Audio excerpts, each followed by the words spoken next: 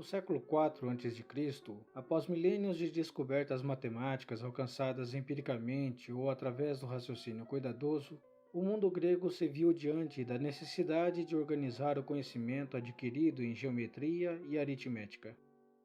Foi então que Aristóteles realizou os primeiros estudos na história sobre o pensamento humano expresso na linguagem, resultando no que conhecemos hoje como lógica aristotélica e no que passou a ser entendido como conhecimento científico. Como ninguém realiza tudo sozinho, foi um grego de Alexandria que reconheceu a importância dos ensinamentos de Aristóteles e foi capaz de aplicá-lo à matemática, fornecendo com isso um caminho certo para a exploração segura do reino das ideias matemáticas.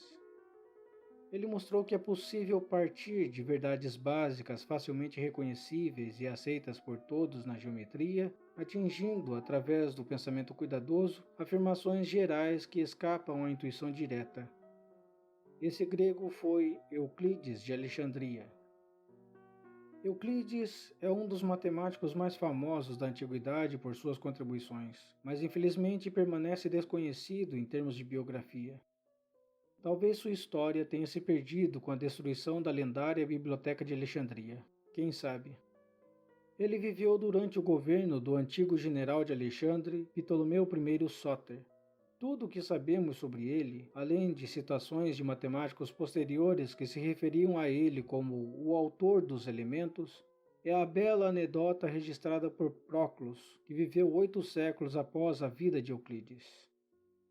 Proclus nos diz que, certa vez, Ptolomeu perguntou a Euclides se havia maneira mais fácil de aprender geometria que não pelo método empregado no livro.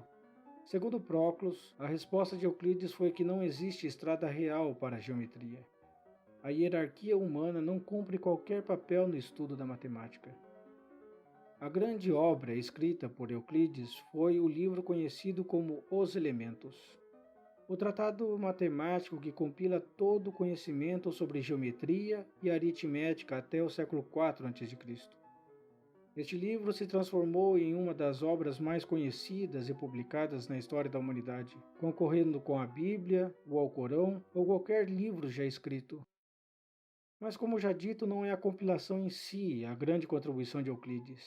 Outras compilações da geometria e aritmética já existiam à época. A contribuição de Euclides foi o método empregado na organização de todo aquele conteúdo, o método axiomático. Os elementos se transformaram num modelo de construção teórica a ser seguida na matemática. Embora o método axiomático atual exija maior rigor do que foi empregado nos elementos, a essência permanece a mesma. Para entender o que é o método axiomático, primeiro quero considerar algumas ideias de Aristóteles contidas no Organon. Embora nem tudo o que está escrito neste tratado exerceu influência sobre Euclides, provavelmente o que está contido no livro Analíticos Posteriores foi de grande influência. Aristóteles, assim como Platão, procurou compreender o que faz determinadas ideias serem entendidas como conhecimento.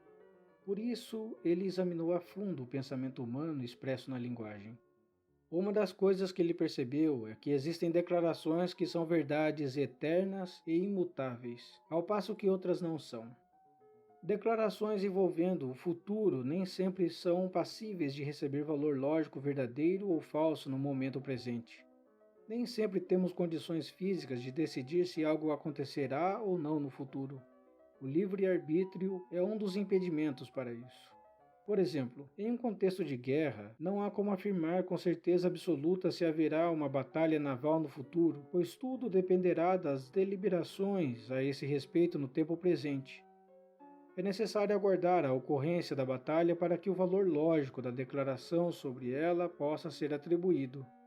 Por outro lado, existem declarações que possuem um caráter atemporal, declarações que a qualquer tempo ou são verdadeiras ou falsas, e não há uma terceira possibilidade. Ou seja, para tais declarações vale a chamada lei do terceiro excluído, porque não há uma terceira possibilidade. O tipo de declaração para a qual podemos atribuir um valor lógico é chamada de proposição. Aristóteles estuda uma pequena classe de proposições. Proposições do tipo "todos os filósofos são imortais" foram seus objetos de estudo. Cada proposição desse tipo é dividida em duas partes, sujeito e predicado. Cada uma das partes lhe deu o nome de termo. O termo representa algo, mas não é em si mesmo verdadeiro ou falso. A proposição, como uma junção de dois termos, pode receber um valor lógico, mas não os termos em si. O termo predicado é afirmado ou negado em relação ao sujeito. Além disso, as proposições podem ter um caráter particular ou universal. O importante dessa história é que ele percebe que existem maneiras adequadas de concatenar proposições, formando estruturas maiores, o que ele chama de silogismo. Os medievais chamavam de modos e nós de argumentos válidos. Hoje a palavra silogismo tem um sentido mais restrito do que o empregado por Aristóteles. O argumento válido também se divide em duas partes. A primeira é composta pelas proposições chamadas de premissas, a segunda pela proposição chamada conclusão. Aristóteles percebeu que um princípio fundamental do pensamento é o seguinte: para um argumento válido, se as premissas são verdadeiras, então necessariamente a conclusão deve ser verdadeira. Embora possamos tirar conclusões falsas ou verdadeiras de premissas que não são todas verdadeiras, não podemos tirar conclusões falsas se todas as premissas forem verdadeiras e o argumento possuir uma forma válida. Devemos guardar essa informação porque essa descoberta permitiu a Aristóteles investigar o que é o conhecimento. Para dar um exemplo de argumento válido, de um tipo que não foi considerado por Aristóteles, mas que é bem conhecido em lógica e serve de exemplo ilustrativo, é o seguinte: se está chovendo, a rua está molhada. Está chovendo, portanto, a rua está molhada. Como Aristóteles descobriu, a lógica não depende de conteúdo. Assim, podemos representar essa forma de argumentação da seguinte maneira: se P implica Q e temos P, então concluímos que. Esta forma de argumento é chamada modus ponens, e sua descoberta pode ser rastreada até um discípulo de Aristóteles chamado Teofrasto. A lógica básica moderna está cheia de fórmulas desse tipo, as regras de inferência.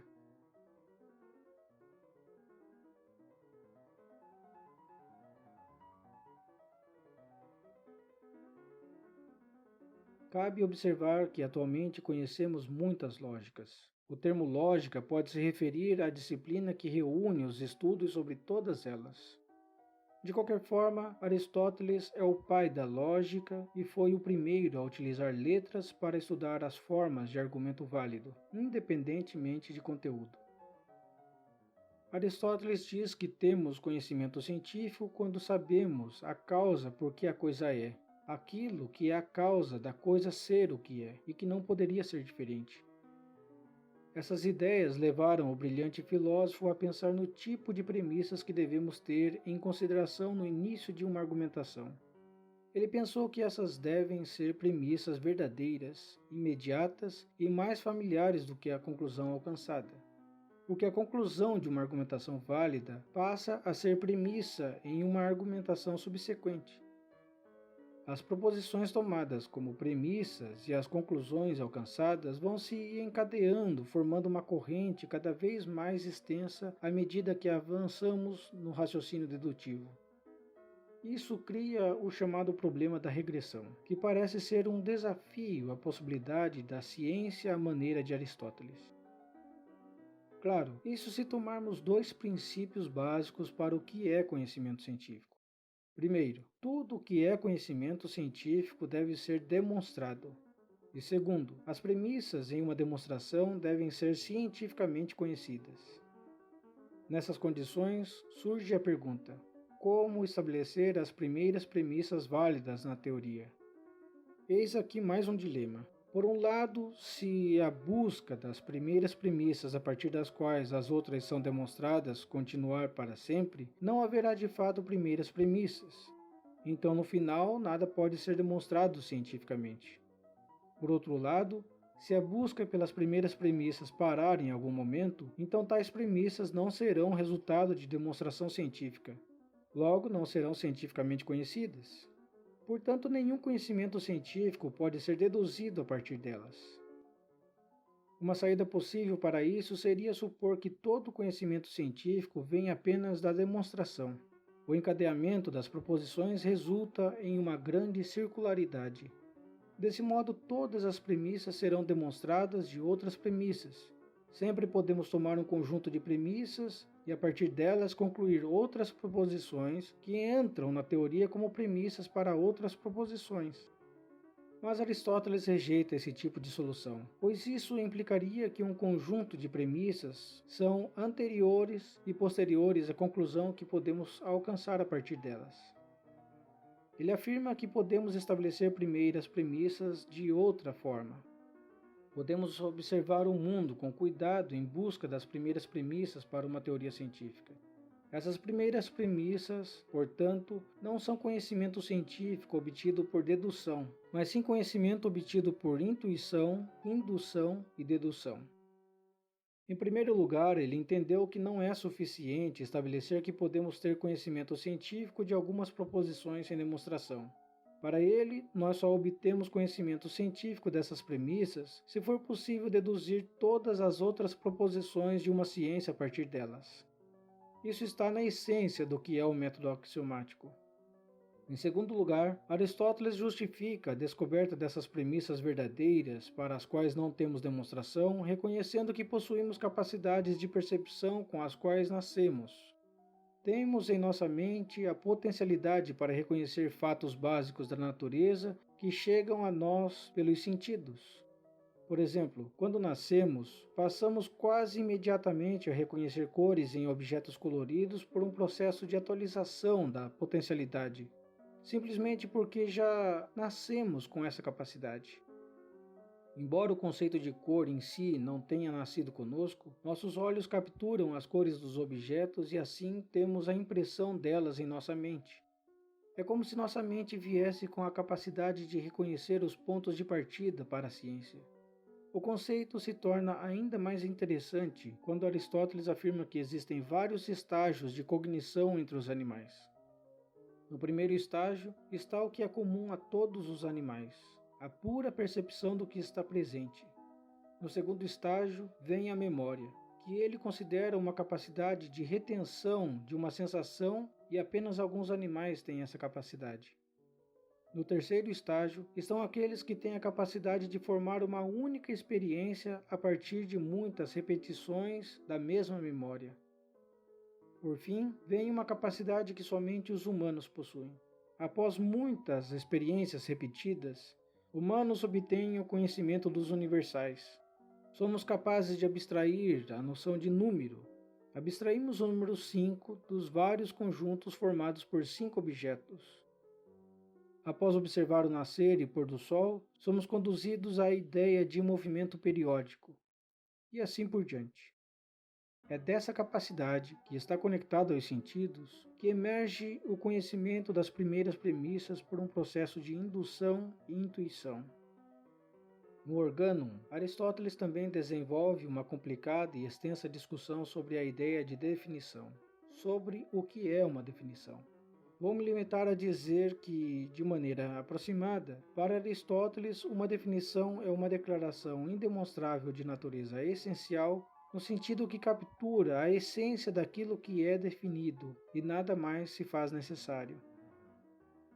Agora que temos algumas ideias sobre lógica e conhecimento científico no sentido aristotélico, podemos ver como Euclides fez uso de algumas dessas ideias para organizar a geometria e a aritmética.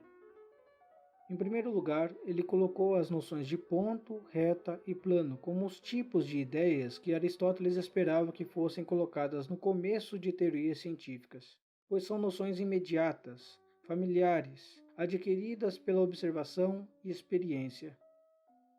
Euclides começa fornecendo 23 definições. Ele primeiro diz que pontos são aqueles que não têm partes. Depois diz que uma linha é um comprimento sem largura, e segue definindo vários objetos geométricos. Depois ele fornece 5 postulados que descrevem algumas interações intuitivas e básicas entre esses objetos. Em seguida, após enunciar os 5 postulados, fornece 5 noções comuns, que vão além da própria geometria. Por exemplo, a noção comum de número 5 diz que o todo é maior do que a parte. Tendo estabelecido esses fatos básicos sem demonstração, ou seja, apelando apenas à intuição humana, ele então passa a produzir proposições através de argumentação válida.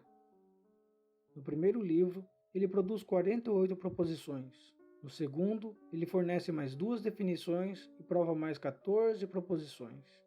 No total, o tratado é composto por 13 livros, contendo 131 definições distribuídas por vários livros. 5 postulados e 5 noções básicas enunciadas no primeiro livro e, por fim, 465 proposições demonstradas. Esses números demonstram que este foi, de fato, um grande empreendimento científico para a época. Mas nem tudo são flores. O quinto postulado causou bastante desconforto a Euclides, pois este postulado não é um fato assim tão óbvio e imediato. Além disso, ele contém o cerne do que é a geometria plana. Euclides pensou que poderia provar essa afirmação dos outros fatos básicos enunciados, mas nunca conseguiu. Por séculos, muitos matemáticos tentaram demonstrá-lo, mas não obtiveram sucesso. Foi só no século XIX que o matemático Nikolai Ivanovich Lomachevsky mostrou que a substituição desse postulado por outros não equivalentes a ele poderia levar a outros tipos de geometria, as chamadas geometrias não euclidianas. Para encerrar o episódio, quero fazer 3 comentários.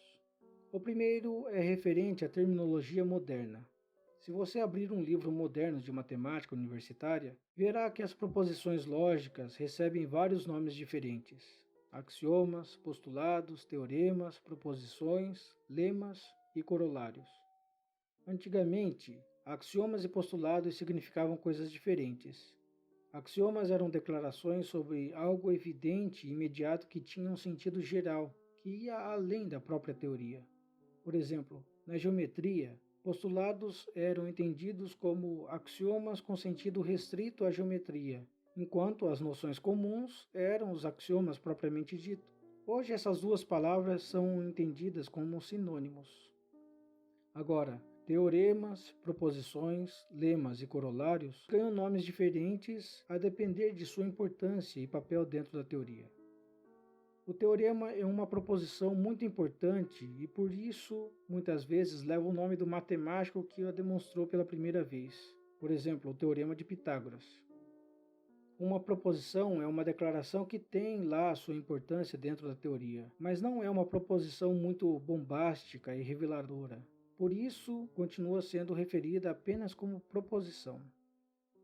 Um lema é uma proposição que tem uma utilidade específica dentro da teoria. Geralmente é uma proposição que serve de suporte para a demonstração de algum teorema.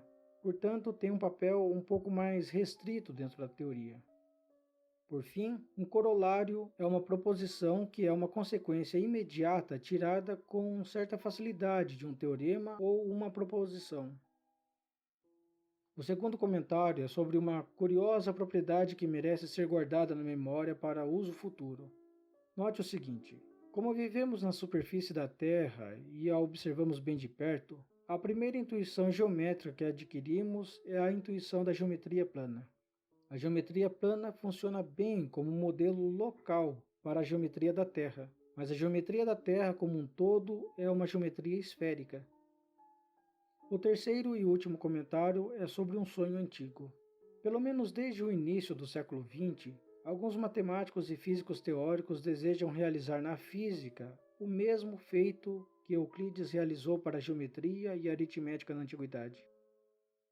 Embora a física moderna esteja razoavelmente bem formalizada em termos matemáticos, a axiomatização da física como um todo ainda não foi alcançada. Não só isso, uma parte considerável da matemática utilizada pela física teórica avançada ainda não foi colocada em bases rigorosas. É como se a física atual estivesse na mesma situação que a geometria e a aritmética antes de Euclides. Se um dia haverá alguém capaz de resolver esses problemas, não sabemos. Tudo o que sabemos é que os avanços nesse sentido se mostram frutíferos tanto para a física quanto para a própria matemática. A partir do próximo episódio, daremos menor ênfase no desenvolvimento cronológico das ideias e mergulharemos mais profundamente nos aspectos matemáticos subjacentes à física. Daremos uma primeira indicação da estrutura geométrica que está presente no espaço físico e que foi primeiro reconhecida por Galileu Galilei. Nos 2 vídeos seguintes, falaremos sobre o cálculo diferencial integral à maneira como era conhecido à época de Newton e Leibniz. Isso nos permitirá avançar rapidamente para temas mais complexos. Fique conosco, inscreva-se no canal e deixe seu comentário. Isso é muito importante para que o projeto continue. Até a próxima!